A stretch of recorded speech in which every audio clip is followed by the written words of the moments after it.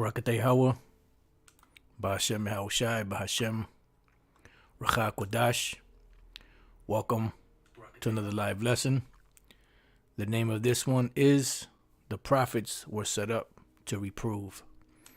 And pretty much this is a title that came to me early yesterday morning when I got up, and that was going to be the lesson for the day, but I hadn't put nothing together yet. But I ended up watching Elder Apostle Tar's video, that he did on Sarnetta and General Yohana. And I pretty much, the Spirit jumped on me to do something concerning that. So here we are with this lesson here on the prophets were set up to reprove. And this is the reason why you have a lot of individuals out there, that are Israelites, that know that they're Israelites, that have a problem, with us at Great Millstone GMS for, whenever something is going off as far as the doctrine is concerned, and we jump on it, they get upset with us because they're looking at man and they're not looking at the Spirit. They're looking at what's being said and they're not considering in their mind that maybe this is a warning from the Heavenly Father Yahweh Bashem Haoshai for those that are walking down that path to consider or reconsider their stance. All they look at is at the outward appearance. They look at the man and they get upset because what the man is saying cuts them. Just like a lot of times when the apostles would speak, and it said that certain individuals are cut to the heart. And the thing about it is, when they cut to the heart, it's not them searching within themselves to see what could they do to, better themselves or to make that right, which is wrong. Their whole thing is about getting rid of the reprover, the person that is speaking, and telling them that they're going off, because like the scriptures say, they hate the light. Let me get that. Let me hold on to that. And they don't want to be reproved. So let me just get this real quick. So let's start off here. Matter of fact, before we start off there, let's go to the word reprove itself. Reprove, or reprimand, or censure someone. All right. Now, this word censure goes into the heart of it. It says express severe disapproval of someone or something, especially in a formal statement. And this is what the prophets do. They express severe disapproval of someone or something, especially in a formal statement. Why? Because it's the Spirit of Yahweh Bashem Haoshai, that is speaking to reprove these individuals so that they can get on the right path. Salaki for a minute.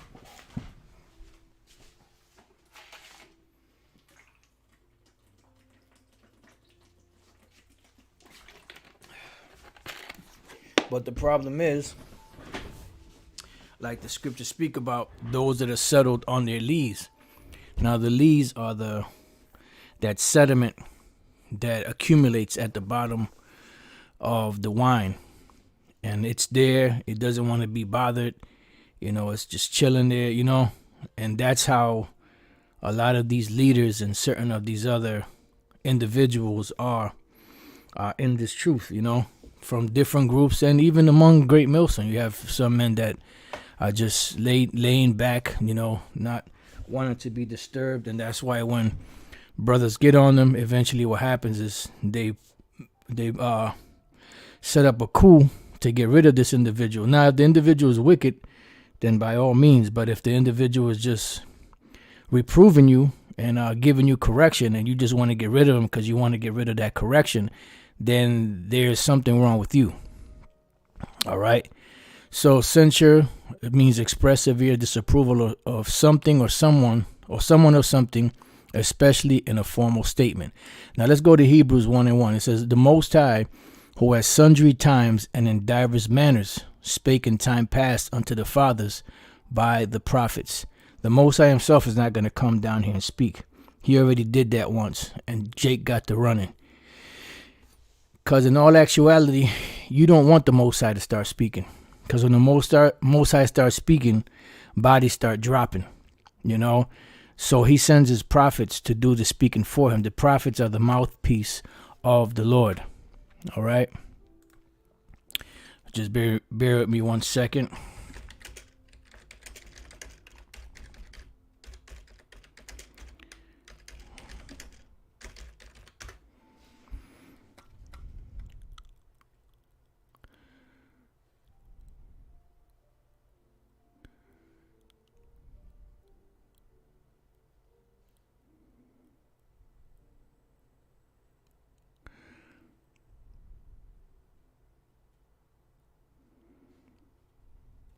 You know what? I just typed this phrase came to mind. I typed it in. Prophets are the mouthpiece of the Lord. It says, Whitstow wrote, whenever moved upon by the Spirit of the Lord, the man called to the prophet's office assumes the prophetic mantle and speaks as a mouthpiece of the Lord. He may then interpret the word of the Most High, apply it to the conditions of the day, governmental, social, or economic, warn against impending evil. And this is the job of the prophets. That's why I said that the Most High, who at sundry times and in divers manners spake in time past unto the fathers by the prophets. And that is the job of a prophet, to give warning of things that are coming. Jeremiah 28. And the prophets didn't come on the scene just to be some laid back guys, cool with everybody, hanging out, with the crowd, and then all of a sudden, then they just start cursing people out. No, the prophets were set up to give warning of things that are coming for those that can hear and understand, for them to get ready, get themselves together, and Lord's will be delivered from the impending danger or doom that's coming. Jeremiah 28:8. All you need to do is go back and check out the prophets. Look at Noah. He prophesied for a certain period of time. And then after that certain period of time, the ones that did not listen, which was the majority of the people back then, they got what? Put to death. Jeremiah 28:8. The prophets that have been before me and before thee of old prophesied both against many countries and against great kingdoms, of war and of evil and of pestilence. Right? They prophesied against Israel. They prophesied against the different nations, which Lord's will, we'll get to that, And that was the job of the prophet. Bottom line. So this is what the prophets do. The prophets warn of things that are coming. They also give, what's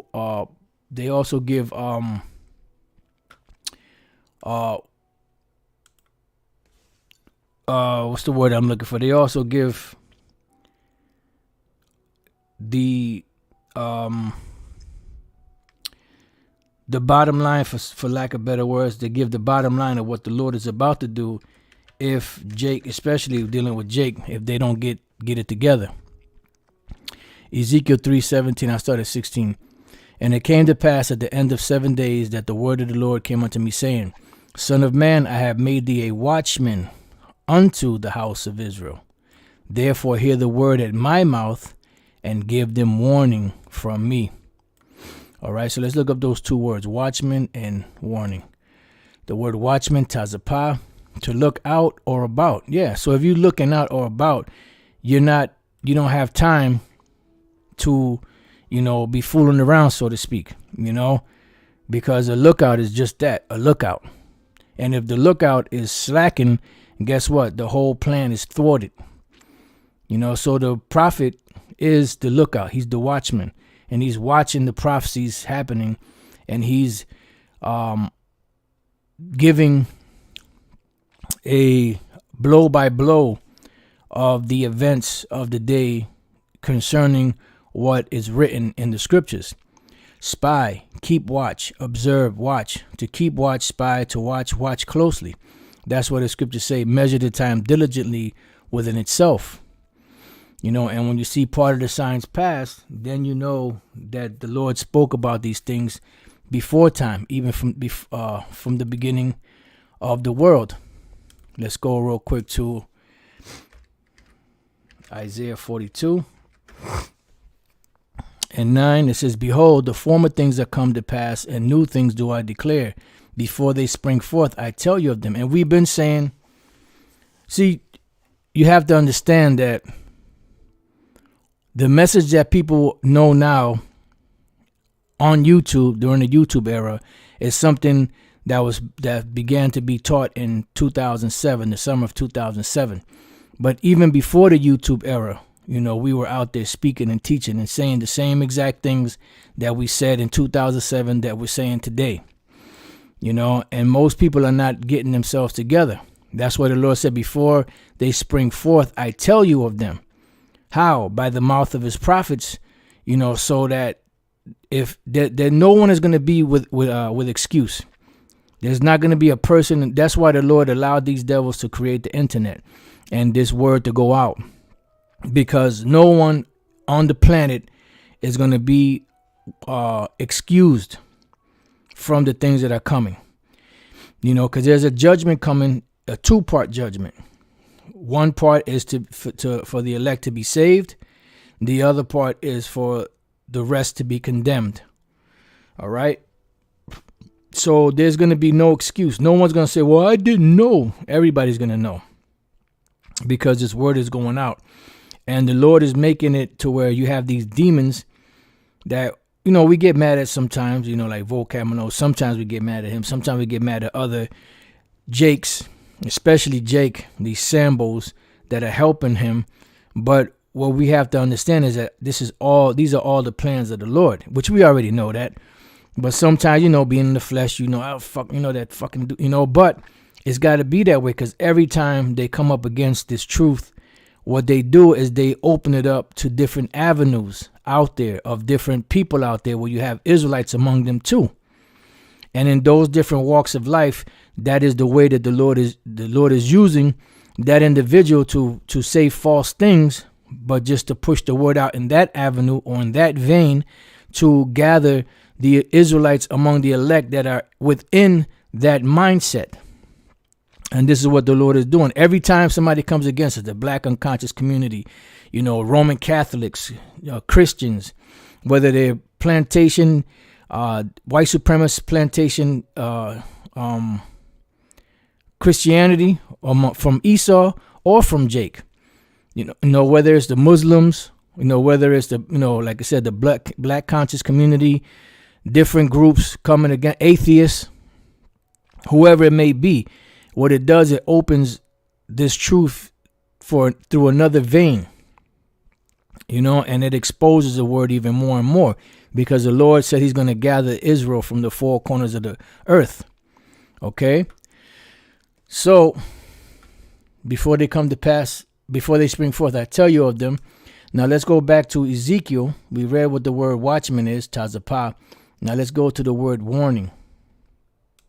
The word warning is the Hebrew word zahar, which means to admonish. When you admonish someone, an admonishment is a correction. King Solomon was giving his son correction. He was giving him instruction on what to do and what to avoid, what to watch out for, because there are pitfalls out here.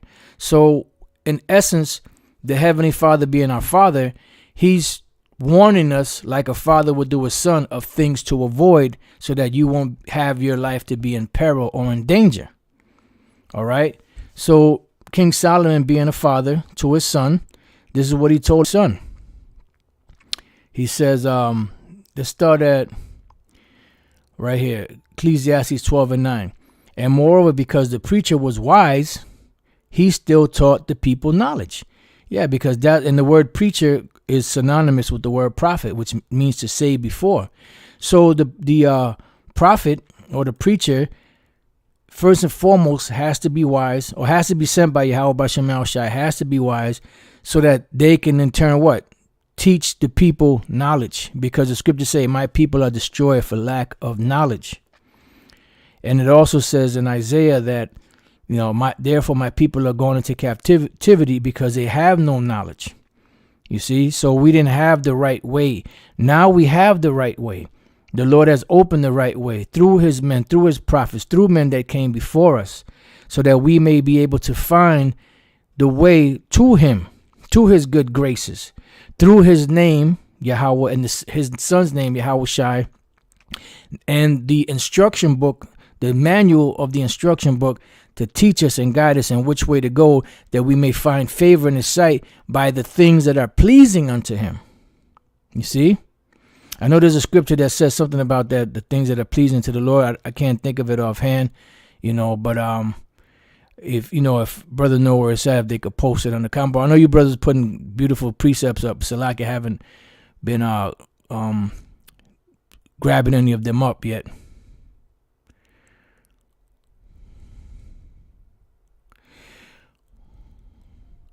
Hey, well, the brother Jacob Boys Production says, sorry, Elder Shalom. I hope you're having a wonderful morning. As best as can be in hell, brother. I know you don't know me. Hey, well, it doesn't matter if I know you or not, brother. It just matters if Yahweh B'Shem Yahushai knows you. That's the most important. Because we're just messengers. We're just the messengers. We're not the Most High Yahushai. Our words are not gonna, give you salvation or take salvation away from you. It's all in the hands of Yahweh B'Shem Yahushai. We're just the messengers that are set up. We've been in this a little longer than you brothers, but at the same time, we're all fighting for that same penny. It says, but all praise to Yahweh and Yahushai. I have been following and learning. It's my first comment. Hey, Barakateh Yahweh B'Shem Yahushai. May the Lord keep you, guide you, and increase you. All right. All right. So this is a good one here. There's another one, but I this might be it. O Israel, happy are we for things that are pleasing to the Most High, made known unto us. Baruch 4:2. That's a good one. I think there's another one, but that's perfect right there. Okay. All right. So going back to Ecclesiastes 12:9, yea, he gave good heed and sought out and set in order many proverbs. Right, because this is, the job of the prophet. So not only was he inspired by Yahweh B'Shem Yahushai, beautiful. This is it right here. That other one was beautiful, perfect, but this is it right here. And whatsoever we ask, we receive of him, because we keep his commandments and do those things that are pleasing in his sight. 1 John 3:22. And I believe there might be one more, but that's perfect though. That's perfect. All right. So these proverbs come from the inspired mind of a prophet, which in this case being King Solomon, which in the reincarnation is Yahweh Shai, for those that could receive it. It says the preacher sought to find out acceptable words. Acceptable to who? Acceptable to Yahweh B'Shem Yahushai.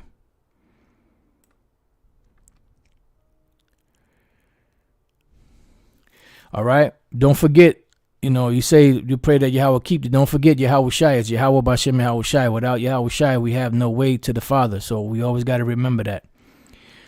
It says, and that which was written was upright, even words of truth, because this is where it all lies. You have to understand that everything lies upon this truth. And I'm not talking about lying as far as not telling the truth. I'm talking about lying as far as lamping, so you could understand. All right. Let's see, even the word of truth, right? So let's go real quick to the book of James, chapter 1 and verse 21. It says, wherefore lay apart all filthiness and superfluity of naughtiness, and receive with meekness the engrafted word, which is able to save your souls. So this engrafted word is what's able to save our souls. That's the thing that is pleasing to the Lord. That's the words of truth. That's the upright way. All right, because let's go to Romans 10, because the job is this. You're not coming into this thing to be a follower. You're not coming into this thing just to be a student. Yes, you are a student, you have to learn, but after you learn, you have to go out there and teach. You see, that's the difference. You're not coming into this thing just to store knowledge, learn. I'm talking about you men, you Israelite men. You know, you're not coming into this thing just to store knowledge and learn, you know, and then that's it. No. The scriptures say, hide not wisdom in her beauty. You know, don't be the individual that learns this truth and keeps it in the napkin. Because when Yahushua comes back, he's coming back and he's going to ask, you know, what did you do with my, you know, with the talents that I gave you? You don't want to be the guy who, well, look, Lord, here, I saved it for you. I knew you was an austere man. No, he don't want to hear that. He wants to hear that you was out there teaching the word and doing what he told you, what he told us to do to the best of our ability. That's what he wants to hear. You know, so I sometimes individuals that learn this word and don't teach it, that doesn't register in their mind. You know, they think that they're being slick, that they're a special case. There's no special cases out there, man.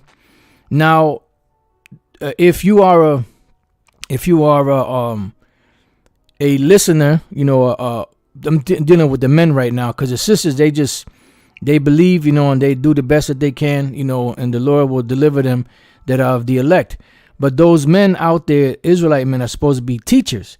But now the case be, if you're not a teacher, if the Lord didn't put that spirit upon you, but the Lord put the spirit upon you to do other things to help the ministry, then just do your gift as best as possible. But for the most part, the majority of men that's in this thing should be out there teaching, you know, because that's the job of the prophet, of the teacher.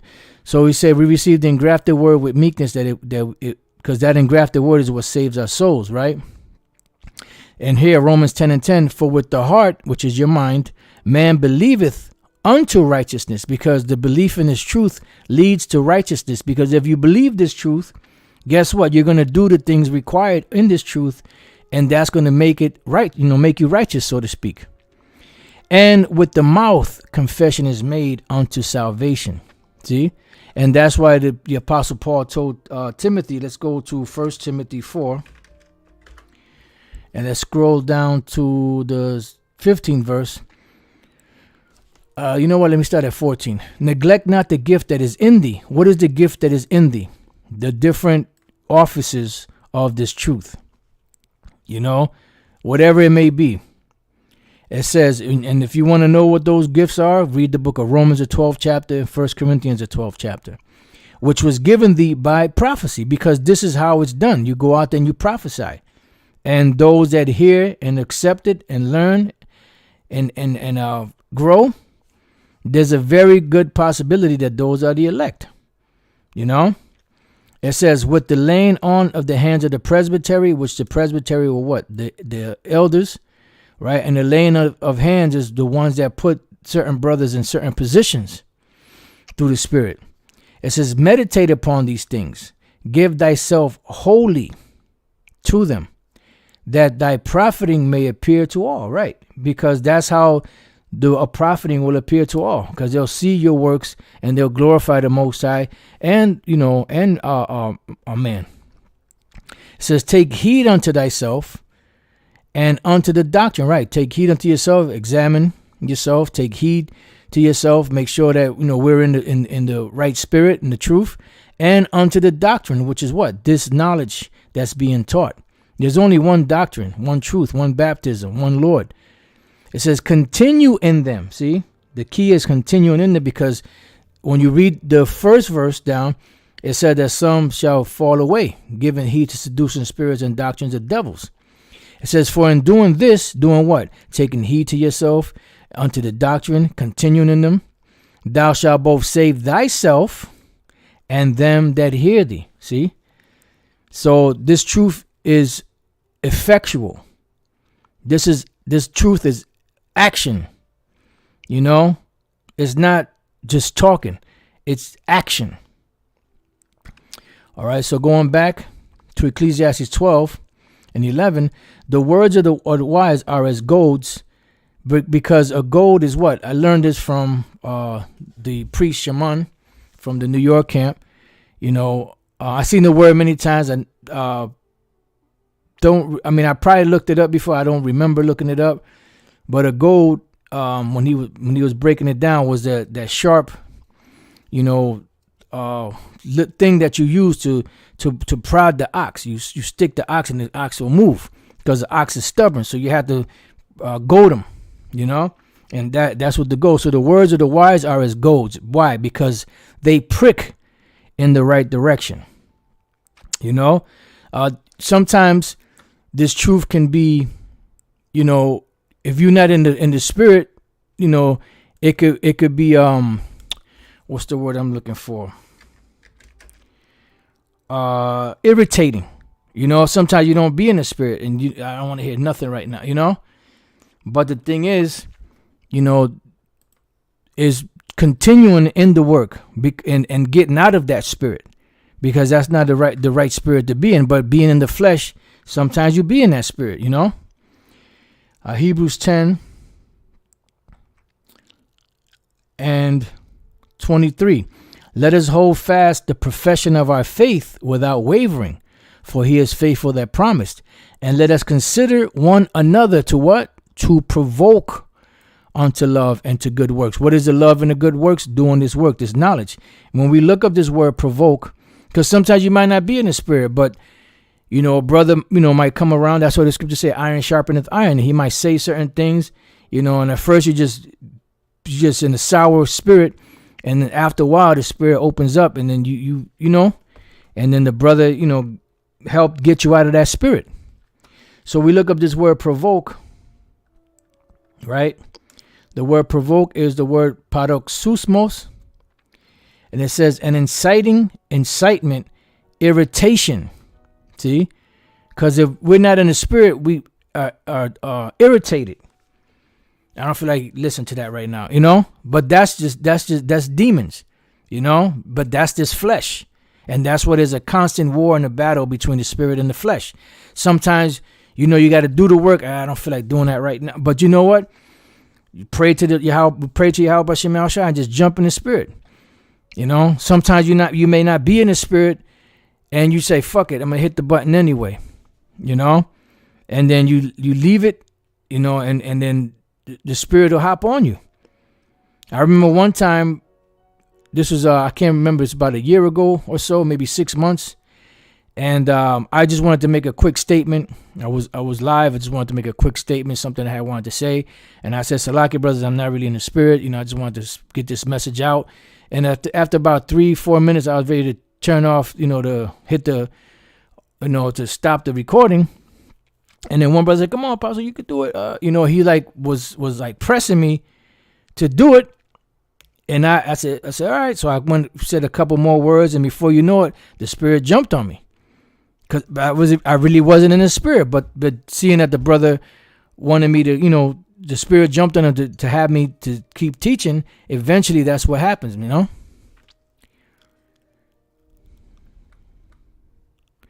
Let's see. This brother said, sometimes, sometimes we only may have 2 precepts, and before you know it, you've brought out several scripts to edify. Yeah, because the spirit done jumped on you.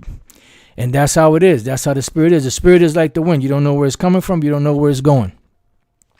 And that's why when the prophets went out, Yahweh Shai send out the teachers, 2 at a time. Because while one brother's speaking, another brother brings out, a precept, and then that precept might trigger you to bring out another precept, or something a brother might say might trigger a thought in your mind in a precept or several precepts, and before you know it, you cooking with grease, you cooking with olive oil, and the fire starts roaring, and it starts getting nice and toasty, and that's how it is. But there's a constant battle between the flesh and the spirit. So going back to Ecclesiastes 12:11, the words of the wise are as gold, right? And that's what the prophets carried. They carried the word of the Lord. Matter of fact, before we read on here, let's go to Hosea chapter 6. And we know what? We'll start at the first verse. Hosea 6:1. Come and let us return unto the Lord, for ye have torn, and he will heal us. Right. So the Lord broke us down. The Lord will heal us. How is the Lord healing us? Through his words. His words are the ointment. His words are the medicine. They're that homeopathic medicine, not the allopathic. Homeopathic are natural remedies. Allopathic are, them satin drugs, or however the hell they call it. Esau's concoction. He have smitten, and he will bind us up. He smote us by what? By his word. And he's binding us up by his word. It says, after 2 days he will revive us, and the third day he will raise us up, and we shall live in his sight. Then shall we know if we follow on to know the Lord. See? So many are called, few are chosen.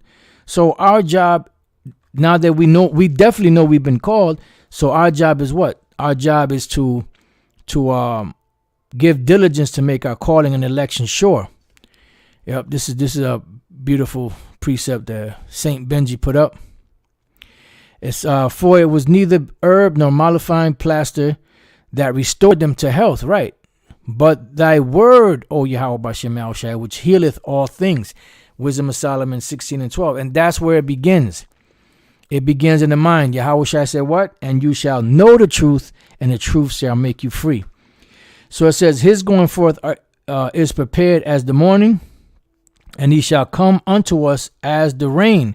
And how is he going to come unto us as the rain? Through the blessings. And the blessings that we want are spiritual blessings. And that's what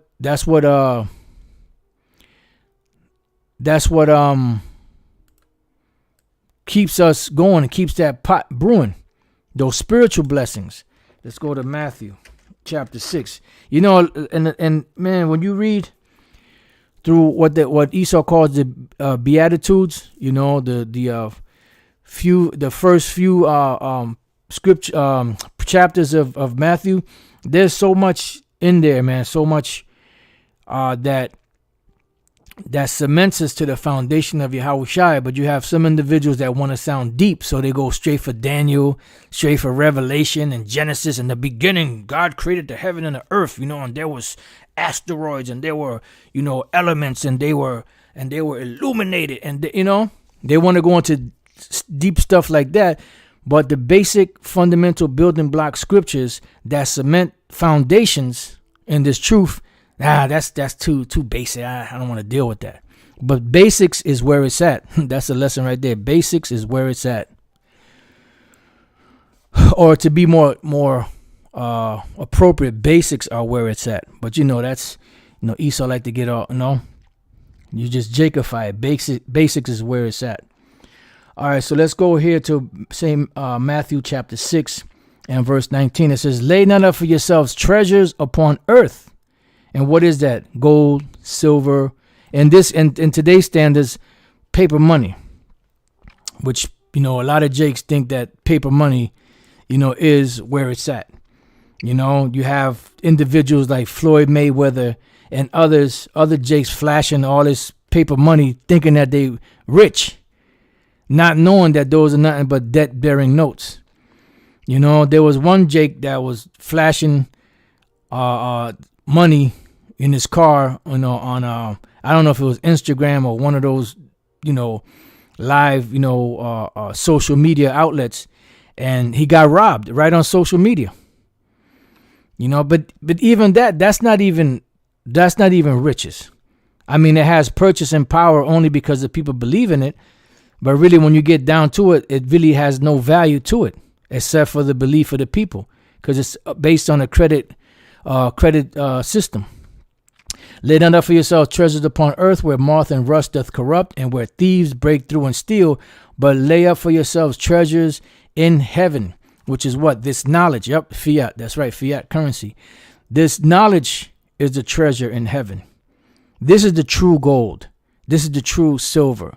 These are the true precious stones that have been tried, that have kept their luster, that have kept their value throughout the ages. They never devalued. If anything, they increased more in value as time progresses. And as things get closer and closer to the end and prophecies start being revealed more and more, they increase in riches. See? because it's knowledge. That's what the scriptures say. And knowledge and wisdom shall be the. There it goes, a brother right on cue. Isaiah 33:6. And wisdom and knowledge shall be the stability of thy times, and strength of salvation. The fear of the Lord is his treasure. Right. So this is the true treasure. Romans 11 chapter speaks about the riches of the Lord. The depths of the riches of the Lord. And this is what's going to get us out of these situations, mentally. And then the Lord will eventually come physically, when the time of Jacob's trouble is fully in full bloom. All right. Now, so it says, Matthew 6:20, but lay up for yourselves treasures in heaven, where neither moth nor rust doth corrupt, and where thieves do not break through nor steal. So what is the purpose of, because these are comparable to what? Bank accounts. You have a physical bank account, you have a spiritual bank account. A physical bank account is something that you put money into so that when you need to withdraw money for whatever situation you may find yourself in a bind, that can deliver you right from that situation, whether you have to pay a bill, whether you have to get some groceries, whatever. The spiritual bank account is the same way, but in a spiritual sense. And what are the treasures you store into the spiritual bank account? Doing your lessons, praying to the Heavenly Father, brothers in a jam, you help them out, alms, different things of that nature. Then when you find yourself in a bind, we find ourselves in a bind, then we can withdraw from that spiritual bank account to help us in our necessities. You see? It says, for where your treasure is, there will your heart be also. So if you are a person that's very rich, in this world, chances are that you're going to lean on your riches to deliver you. This is why the young man that was rich, very rich, Yahushua said that that Yahushua loved him, because he said that he did all those things from his youth to keep the law. He said, what can I do, or what should I do to receive everlasting life? And he said, keep the commandments. He said, which? Yahushua broke him down. He said, I've done those from my youth up. And Yahushua loved him because he was telling the truth. He wasn't being a hypocrite. He wasn't being phony. But when Yahushua told him to sell all that you have and come and follow me, that's where he had the problem at, because he didn't want to get rid of those goodies. He wanted to follow the Lord and do what the Lord said, but he didn't want to give up all his riches because he was very wealthy. And that's why Yahushua said, hardly will a rich man come into the kingdom. You see? So now let's go back to Hosea. It says, let's read this again. Then shall we know, if we follow on to know the Lord, his going forth is prepared as the morning, and he shall come unto us as the rain, as the latter and former rain unto the earth. Right, because you had two different crops. O Ephraim, what shall I do unto thee? O Judah, what shall I do unto thee? Why? Because the Lord we're now at the point where the Lord is gathering the whole nation together, building up the tabernacles of David. For your goodness is as a morning cloud, and as the early dew it goeth away. Right, because we forsook our goodness, which is Yahweh Bashem Yahushua in his words.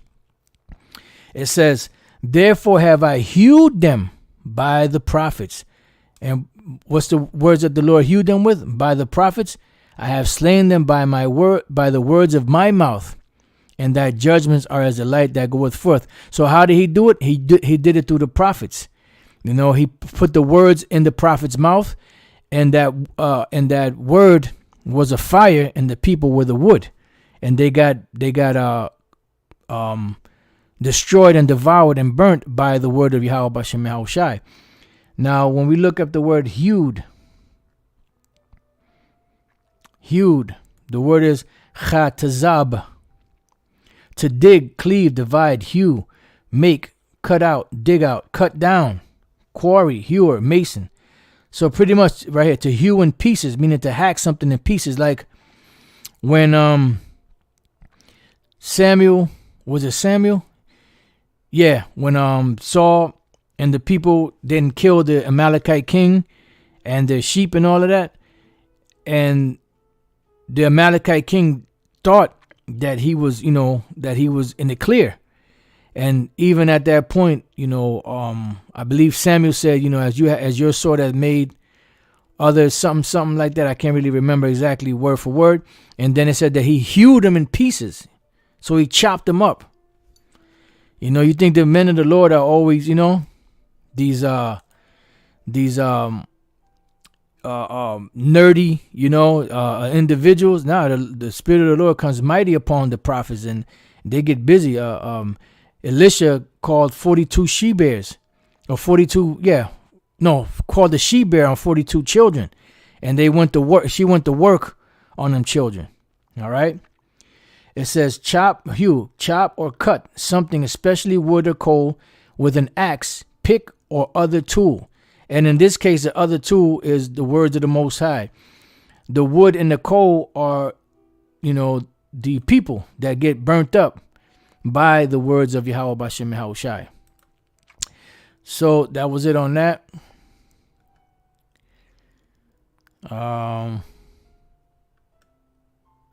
Now let's go back.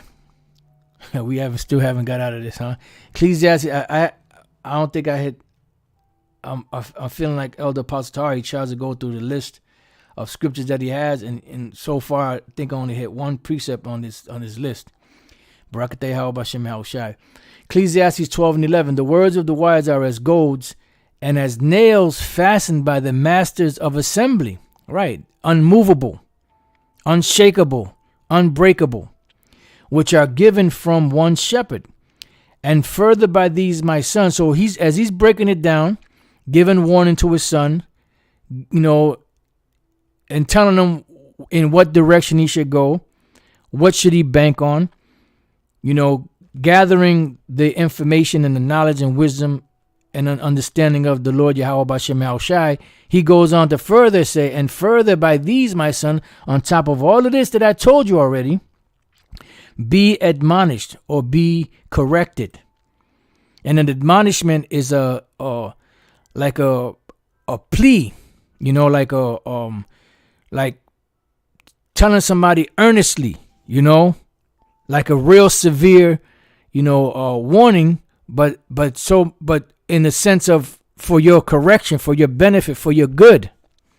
Listen, son, I'm telling you this for your own good. Of making many books, there is no end. Many books of what? Because this is not just talking about, you go down to the store and you find a mechanic book, or you find a book on animal dreams. Inside joke. It ain't talking about them a cookbook. What the hell? USA Today. What the hell? Whatever magazine. Time magazine. It ain't talking about those kind of books. It's talking about books of who the Most High is, of breaking the scriptures down. Speaking of the Most High, of making many books, there is no end. Meaning of the Most High, of His Son Yahushai. That's what many books is talking about. It's not talking about law books. It's not talking about anything else, but the books that are written about the Most High, who the Most High is, and all of that. It says, and much study is a weariness of the flesh. Yeah, and that's true. Like you see people, they study, and then after a while they got to stop and they rubbing their eyes and they, all disoriented because much study is a weariness of the flesh. But all we need is the book of life that the Lord gave already. Isaiah 34:16. Seek ye out of the book of the Lord. Why? Because there are many books that say they are of the Most High, but there's only one book that gives you all of the answers and all the instructions that we need. So there's no need to go from this book to that book, Now, sometimes we go and we get different information from outside sources just to paint a picture of what the scripture is saying, but we don't really need that. You see? Seek ye out of the book of the Lord and read. No one of these shall fail, meaning none of the prophecies shall fail. None of the prophecies in the whole entire book, and none of the prophecies that are written above this, which is the doom and destruction of Esau and Babylon the Great. None shall want her mate, because you can't take the book of the Bible and mate it with any other book and say, well, Today's lesson, boys and girls, is going to be on the book of Ezekiel, the first chapter. And when you go to the Quran, no. And when you go to the Egyptian Book of the Dead, no. That's a no. And there's certain precepts, I forget which one they are, in the Bible where these so-called Muslims, they try to say, well, that right there, that's talking about the Quran. That's talking about the Muhammad or whatever the case, and that's talking. No. Stop it. None shall want her mate, and the scriptures are clear in what they're saying. For my mouth it has commanded, and his spirit it hath gathered them, which is what? The words and the prophecies of this book. Now, let's go back. Oh, matter of fact, let's continue on. And he cast them, and he, Salaki, I'm a little excited. Let me bring it down some. And he hath cast a lot for them. For who? For the prophets. For the purpose of them to admonish, to correct, to reprove, to rebuke. It says, and his hand hath divided unto them by line, because they all got a portion. That's why it says, if you're going to prophesy according to the proportion of faith that's given to each individual. They shall possess it forever, from generation to generation shall they dwell therein, because the prophets will always come back in their lot. You're not going to be a grimy individual, a murderer, whatever the case is, in one lifetime, and then come back and be a prophet the next lifetime. It doesn't work like that. The spirit of the prophets is subject to the prophets. So if you were a prophet in the past, you will be a prophet now. If you were a hood in the past, you're going to be a hood now. If you were a hood rat in the past, you're going to be a hood rat now. So going back to Ecclesiastes, it says, further by these, my son, be admonished, making many books. There is no end, and much study is a weariness of the flesh. Let us hear the conclusion of the whole matter. So what is, at the end of the day, what's the conclusion? What's the bottom line? Fear the Most High and keep his commandments, for this is the whole duty of man, the Israelite man. For the Most High shall bring every work into judgment, and every secret thing, whether it be good or whether it be evil, because there's a 2-part judgment coming. One part salvation, other part judgment, destruction. So going back here, this is an admonishment, Zahar, which was the warning given. So let's read this again. Ezekiel 3:17. So the man, I have made thee a watchman unto the house of Israel. Therefore hear the word in my mouth, and give them warning from me. All right, now let's go from there. Let's go to Amos chapter 5 and verse 10. They hate him that rebuketh in the gate, and they abhor him that speaketh uprightly. Why? Because they don't want to accept it. Let's go to the book of St. John 3. And this a perfect opportunity to bring this scripture in. Excuse me. 1 John 3 and 18. It says, he that believeth on him is not condemned, on Yahushua, the Son of the Heavenly Father, the Son of Yahweh. But he that believeth not is condemned already. Remember, there's a 2-part judgment. Because he hath not believed in the name of the only begotten Son of the Most High. And he only has one name. He has titles, but he only has one name. And it's not Jesus. It's Yahushua. It's not Yehoshua, it's Yahushua. It's not Yeshaya. It's Yahushua. So those that don't believe in that name will be destroyed. And it's easy. You don't have to learn the whole Hebrew language to know the names of the Most High and the names of Yahushua. For those fools out there that say, well, GMS teaches that unless you know the Hebrew, you're going to be destroyed. We didn't never say that, you fucking liars. You fucking slanderers. You false witnesses. You evil bellies. You lowlifes. I'm talking about you, IUIC. See, we don't talk shit and then don't say who we talking about. I mean, sometimes we say we ain't gonna mention no names, but we mention names. Talking about we said that unless you know the Hebrew language perfectly, that you won't be saved. That's bullshit. We said call on the names of the Most High and Yahushua in the Hebrew, because that's what the language they speak. Now, when we were in our ignorance, the Lord heard us, in our ignorance is calling on God or Jesus or Christ or whatever. But now that you've been taught and know the right way, do it. Call on those names. It's not hard. It's not hard to learn, and it's not hard to explain. And this is the condemnation. That light is coming to the world. Yahushua is that light. And the light for what? To guide us in the path of righteousness. Let's go real quick to Isaiah chapter 30. And we'll go straight to the point. And verse 21. I got to read 20. And though the Lord give you the bread of adversity and the water of affliction, which is catching hell, yet shall not thy teachers, which are what? The prophets, be removed into a corner anymore. They're not going to be pushed in a corner as they were insignificant. Because that's what Jake has done to the prophets time and time again.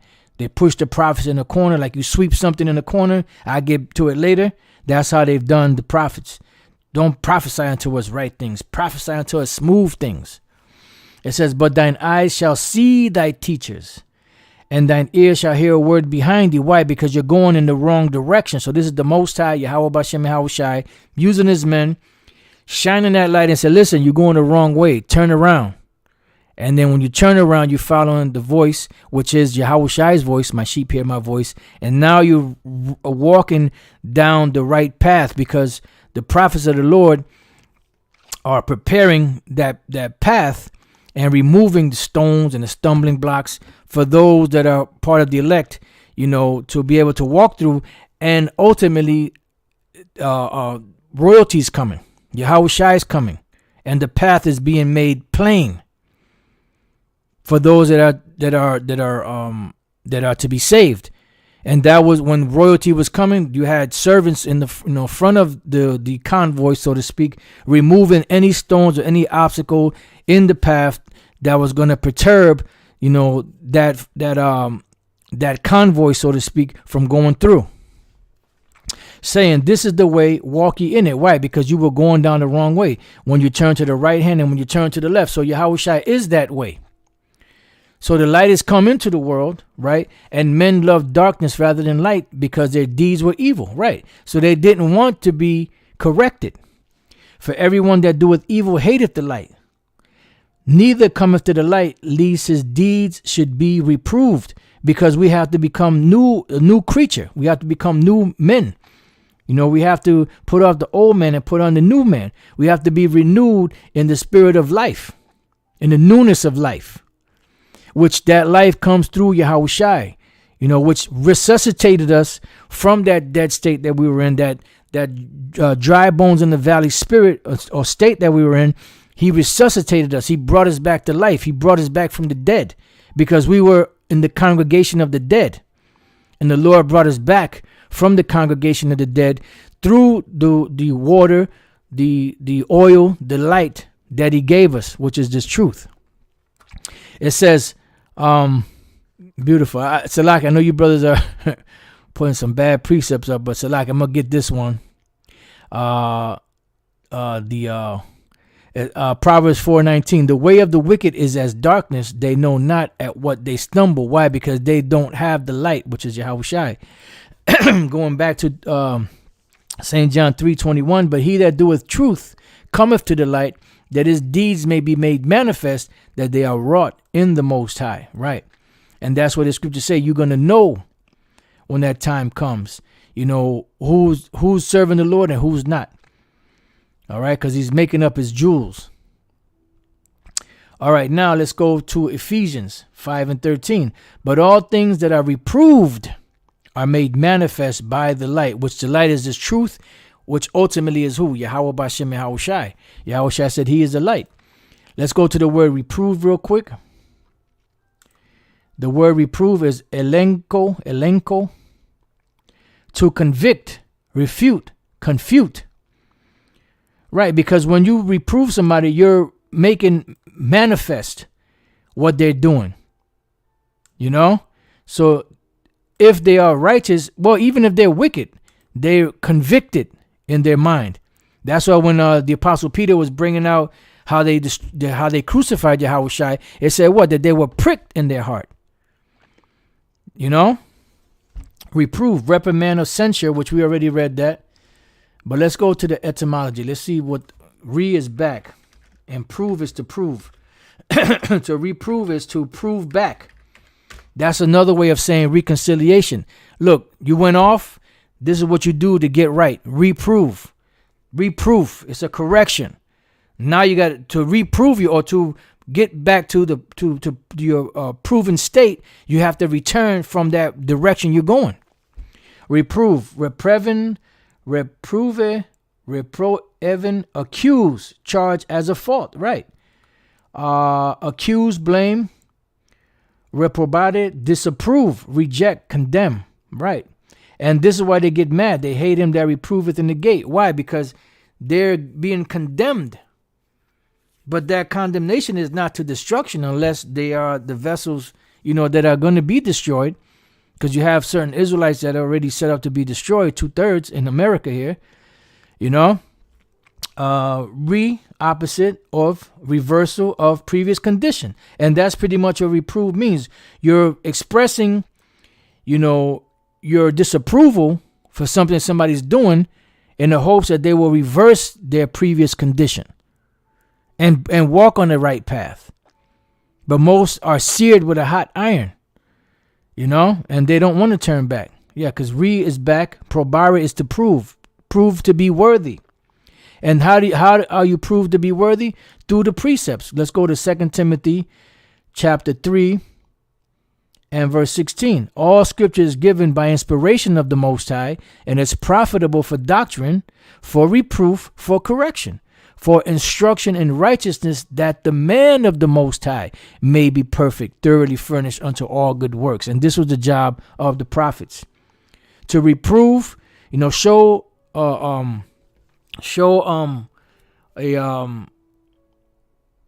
what's the word I'm looking for? I just used it. To show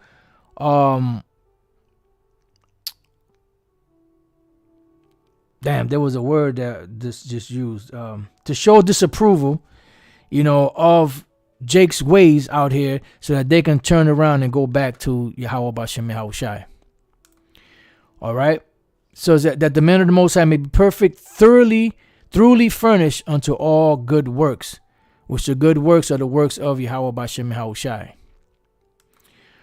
All right, so going back, it says, but all things that are reproved are made manifest by the light, for whatsoever doth make manifest is light. Wherefore he saith, awake thou that sleepest, and arise from the dead, and Yahushai shall give thee light. Now that we're woke, see then that you walk circumspectly, not as fools, but as wise, redeeming the time, because the days are evil.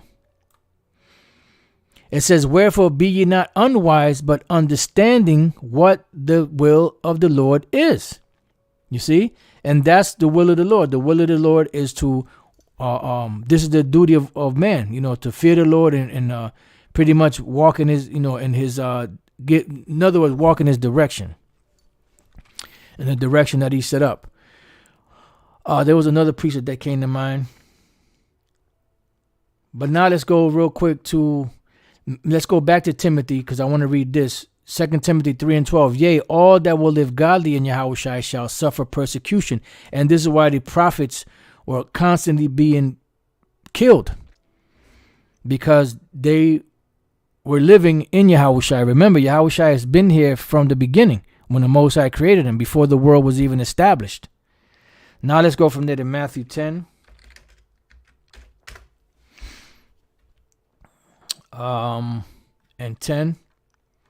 Once again, the Beatitudes, beautiful Matthew, is it Matthew 10? No, I'm sorry, Matthew 5 and 10. My bad. Matthew 5 and 10. It says, blessed are they which are persecuted for righteousness' sake, for theirs is the kingdom of heaven. So why would they be persecuted for righteousness' sake? For keeping the ways of the Lord to the best of their ability, but also giving warning that those that don't turn around will be destroyed. And therefore they are what? They are persecuted because they are following the ways and teaching the ways of Yahweh Bashem Yahushai. Blessed are ye when men shall revile you and picture of GMS should be here. Great millstone, the men of the Lord, and those that have been persecuted for the word, other Israelites that have been persecuted for the word, and persecute you, and shall say all manner of evil against you falsely for my name's sake. And we are standing in the names of Yahweh and Yahushai.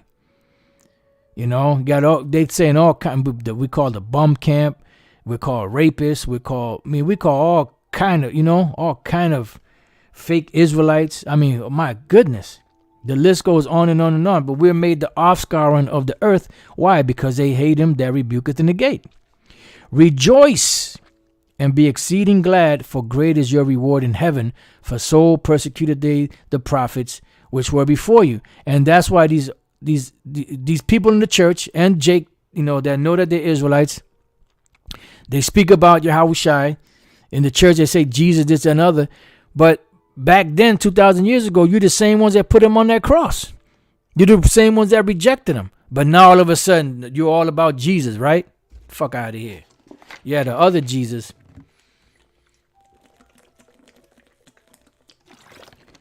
Salakia. All right, now let's go from there. I was going to go there, but you know what? Let's go to Acts. This is a good time to go to Acts chapter. Oh, I was going to read the 4th chapter, a good portion of it, but let's just go to the 5th chapter in the interest of time. Acts chapter 5, verse 40. And to him they agreed. So Gamaliel gave the council to leave the apostles alone, and he gave different scenarios of men that were trying to establish their own thing. And he said, if this counsel be of men, it'll come to nothing, just like those men, their counsels came to nothing. But if it be of the Most High, you cannot overthrow it, right? So after they heard the counsel of Gamaliel, this is what they did. This is the conclusion they came to, Acts 5 and 40. And to him they agreed, to Gamaliel. And when they had called the apostles and beaten them, they commanded that they should not speak in the name of Yahushai, and let them go. That's how it shows you how powerful that name is. And that is our ticket to the Father. Let's see. I wanted to look up the word beaten. Beaten.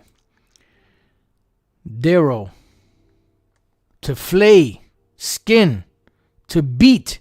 Thrash. Smite. Scourge. That doesn't sound very, very good. To flay. And that's heavy, because the next precept kind of uses that flay. So let's go back. It says, they commanded that they should not speak in the name of Yahushua, and let them go. And they departed from the presence of the council, rejoicing that they were counted worthy to suffer shame for his name. We read in Timothy that all that will live godly in Yahushua shall suffer persecution. And daily in the temple and in every house they ceased not to teach and preach Yahushua HaMashiach. Now let's go from there to the book of Micah. I had a whole bunch of other precepts that the Spirit had me write down. But you know what? Maybe I could save that for another lesson. Micah 3 and 1. And I said, hear, I pray you, O heads of Jacob, and ye princes of the house of Israel. Is it not for you to know judgment? Because they're the heads. They act like the heads. They claim to be the heads. They're in those positions. But then when it comes to judgment and making decisions, they falter. They're not coming correct. Who hate the good and love the evil. And that's exactly that's why Jake said, speak on. That's why, the main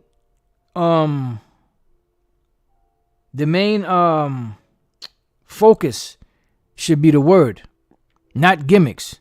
If you come to this gathering, those of you that don't have jobs, we'll get you jobs. If you don't have a woman, we'll get you a wife. that shouldn't be the motivation. If you're homeless, we'll get you a home. If you're hungry, we'll give you food. Because what's going to be the motivation? The food, the wife, the job. Everything but the main bait, which is the word. That should be the reason why Jake is drawn into this thing, because the Lord is gathering Jake by the word, not by gimmicks. You see? And that's why they'll go to those different, because GMS, they too strict, they too hard. Nah, the IUIC, they, that's the plush prophets, or plush false prophets. That's the cushy. They look at that as a cushy life. They'll go there, they'll get a woman, they'll get married, and they think everything will be all right. That shouldn't be the motivation. The motivation should be the word. It says, who pluck off their skin from off them and their flesh from off their bones. Because here it is, you're supposed to be a leader. You're supposed to know judgment. You're supposed to know in the direction that Jake is supposed to go. But you're putting them to sleep. You're stripping them of the essential things that they need for salvation and giving them smooth things, putting their minds at ease. At one time, Nate taught that there was going to be no time of Jacob's trouble. Now the snake that he is, turns around and says, nope, there's going to be a time of Jacob's trouble. It's going to get hard out here. And all this foolishness that's going on around in all these different camps is going to be put to silence. Because they're going to be scared. They're going to be hiding. Or whatever, however he put it. I'm not putting it in the words that he said, but in so many words. Now all of a sudden he's an expert in Jacob's trouble, where at one time he denied Jacob's trouble was coming. But that's what a nigga does. Now, ISUPK, Captain Kataza, he said Jacob's trouble is gay. What's so fucking gay about Jacob's trouble? That's the same group that teaches that you can have, they promote adultery. Now they're trying to, well, what he meant was this, and Samuel, said that I will give your wives to another than yourself, That's what he meant, but I knew what he was talking about. No, that's bullshit, because that was the Most High speaking to King David for what he did to Uriah, the Hittite. He did it secretly, but the Lord said he's going to do it openly. And that's when Absalom took his concubines and popped them on the roof in front of everybody. That's what that scripture is talking about. That's not promoting adultery. That was the Lord punishing King David. The fucking assholes will use anything to justify the bullshit that they're talking about. Talking about you get good drugs and, oh my goodness, forget about it. But this is what happens. It says, who also eat the flesh of my people and flay their skin from off them. Right. Because here it is, you teach them that they're Israelites, but you're not giving them the essentials that they need for salvation. You're stripping them of that. You're not giving them warning of things that are coming. You're putting them to sleep. But now slip sliding away Nate, he's a slip sliding away king. He did that shit with Cornelius. We got persecuted for Cornelius. We got put out to school for Cornelius. We pretty much were demonized. Now all of a sudden, he just 10 years later, he just slid right into now teaching that Cornelius is an Israelite with nothing. He hasn't apologized. He just said, I was wrong about that. This dude cannot be wrong. He finds an excuse for everything. He's a sinful man. Now, 5 years later, after he said there's not going to be any time of Jacob's trouble, because the guy asked him, so there's not going to be another time, an ethnic cleansing, he said no. He said, well, what's going to happen? This was going to happen. We're going to be going on about our merry way, life as usual, and everything all right. That's what the dude said. Yep. And then all of a sudden, World War III is coming. The missiles will be flying. And then he was about to say, we will be delivered. But the dude cut him off. He didn't get a chance to finish the last part of it. So he taught that there was not going to be any Jacob's trouble. Now, all of a sudden, 5 years later, he slid right into that. No persecution whatsoever. He just slid right in there. Now that the MOTB is the sea ragamuffin, when that fully comes out, then he's going to somehow mysteriously slide right into that. But that's all right, though. You know, everybody should know who's been pushing that and teaching that for the longest and being persecuted for it, being ridiculed, laughed at, being called fear mongers. But now that it's evident, now motherfuckers are they experts at it. You see? But that's just what a nigga do. It says, they break their bones and chop them in pieces, as for the pot and as for the flesh within the cauldron. Then shall they cry unto the Lord, but he will not hear them. See? He will even hide his face from them at that time, as they have behaved themselves ill in their doings. So the leaders and the following congregation that are not a part of the elect, they're going to suffer these things.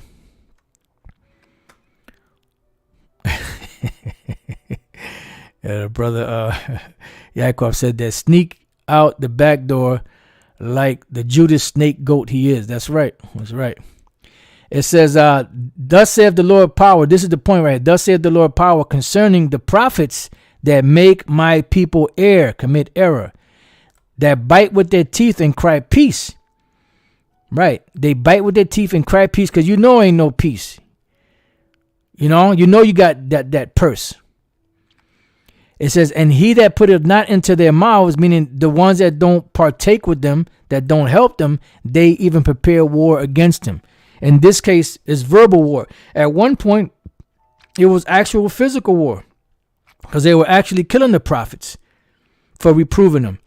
They wanted to kill Jeremiah. That was one of the precepts I wanted to bring out. But, in the interest of time, it was a little bit of reading. So in the interest of time, I went to other precepts, But that's the point.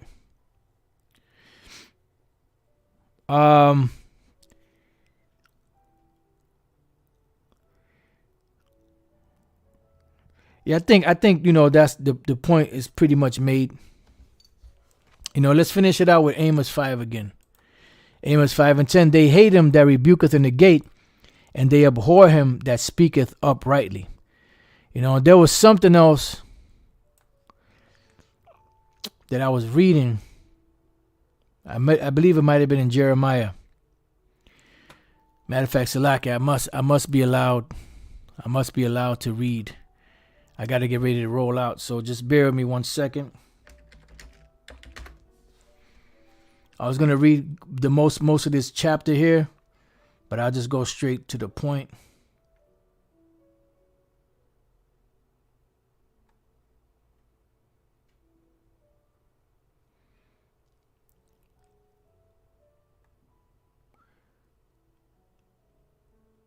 There was a point. Just bear with me 1 second. There was a precept in there that made me think of Nate. I don't know. Hopefully the Spirit will allow me to find it.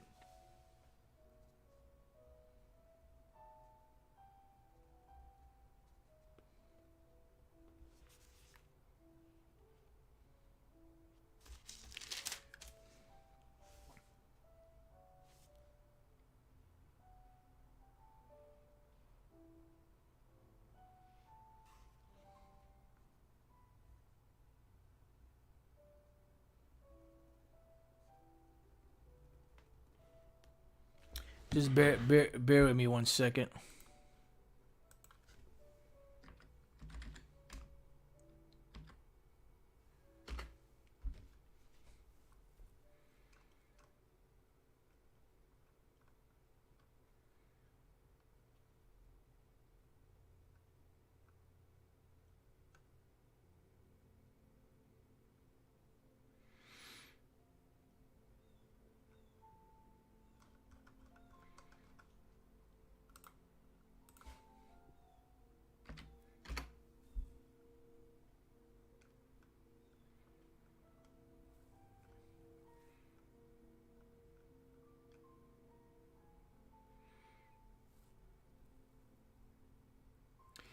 Yeah, I can't find it right now.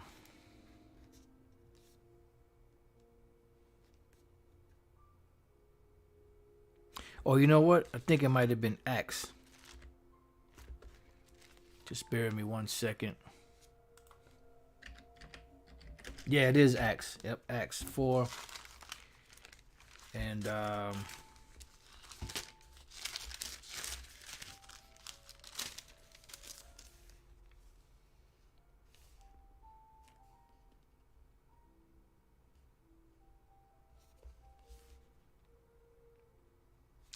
man.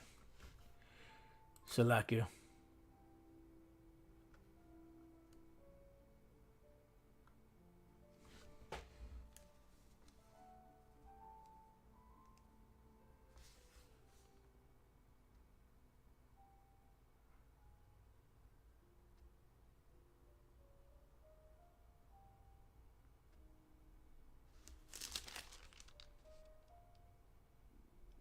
Right, here we go.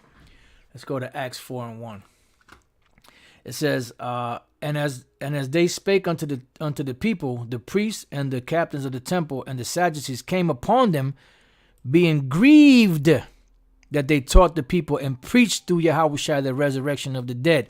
You remember when Nate said, when you hear Yahweh and Yahushua, I scorn, and he got spirits on him, man. And this is why they were grieved. Why? Because, matter of fact, get one more precept in St. John chapter 11. And we'll start at 47. The point is, it's in 47. Conspiracy to kill Yahushua. And you know what? It said that when they brought Yahushua to Pontius Pilate, right? He said that after he examined Yahushua and went back and forth with these guys and said, I find no fault in him. He perceived that they brought him to him because of envy. So this heathen perceived that they brought Yahushua to him because of envy. He said the only reason why these guys have him here is because they're envious of him. Something about this guy they're envious about. So he was astute enough to pick that up. And that's exactly what it was. Because Yahushua was messing up their flow. He was messing up that money. It says, then gathered the chief priests and Pharisees of council and said, what do we? For this man doeth many miracles. If we let him thus alone, all men will believe on him, and the Romans shall come and take away both our place and nation. You see? So pretty much they were grieved with Yahushua. They were grieved with the apostles. They were grieved with the prophets, the true prophets. And that's why they wanted them out of the way. That's why they persecuted them, wanted them dead. Because they grieved. They didn't want to hear that. They hated that light. And that's the same thing that's going on right now among these different camps with this leadership. Here it is. We're thinking that Nate, was coming out of that. He went in proud. He was humble for a hot second. And then all of a sudden, them demons jumped on him tenfold, it seemed like. And now that pride is through the roof. You got pictures of women crying and, fawning and damn near swooning, grabbing his hands, crying and shit. Like this dude is a Messiah. It's like, oh, shit. You know what I'm saying? These guys are in a very bad situation, but it's scary. It's really scary, man. The only one that I say that when they were calling everybody up, all the bishops and deacons, the only one that I say that kind of sort of had a humility to him, humble look to him, was Yahusap. He was like in awe, like in amazement, and he was like all like happy, But the rest of them, they came up there like they was gigantic, like they were larger than life. And then Abiel with his big Lunkenberry head, he came in there. He looked down. He turned his hands, he looked down at his hands, and he like make sure you get my rings. You don't walk like that. You walk with your hands on the side, your palms facing your thighs. He turned his hand with his palms facing backwards so they could see the bling, man. Now he said, well, no, that's not true. Hey, well, that's what I picked up. But anyway, regardless, that's neither here nor there, So pretty much the prophets were set up to reprove. All right, let's read the definition of reprove real quick. It says reprimand or censure someone, The word censure is express severe disapproval of someone or something, especially in a formal statement. And that's why the prophets were hated so much, because they were bringing the message of Yahweh Bashem Yahushai, and the Israelites, especially the leadership, perceived it to be them and not a warning from the Lord. So with that, I pray that you brothers have been edified, and to the next time I say shalom. Yeah, the brother said like Thanos. All right, shalom.